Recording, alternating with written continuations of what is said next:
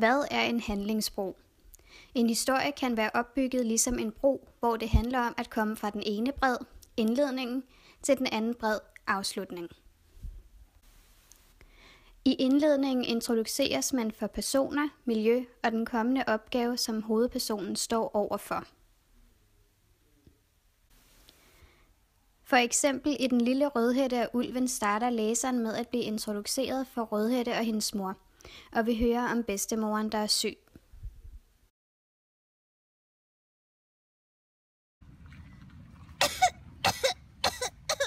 Jeg har det så dårligt. I indledningen får vi også at vide, at Rødhætte skal tage hen til sin bedstemor. Rødhætte, ja, den er gal med bedste. Milten er sat ud. Her, giv nogle blomster. Tak. Vi ses. Højdepunktet er, at ulven æder bedstemoren og lægger sig i hendes seng.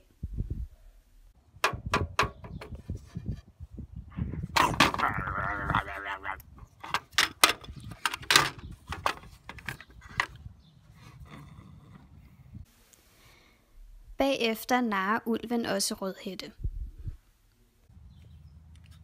Hey bedste, jeg har blomster med, de er lidt slidt, men du får dem lige. Hov, bedste, hvorfor har du så store tænder? Det er så jeg bedre kan æde dig. Løsningen bliver, at en skovhugger kommer forbi og redder dem begge to.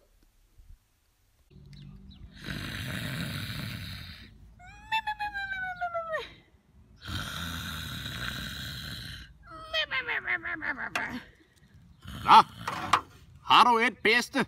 Og Rødhætte, din slampert, nu får du med kniven, du. I afslutningen er ulven blevet straffet for, hvad den har gjort, og Rødhætte, bedstemor og jægeren lever lykkeligt til deres dages ende. Hvor er det altså godt, du har reddet os. Ja, det gør ikke noget. Skulle det være en anden gang,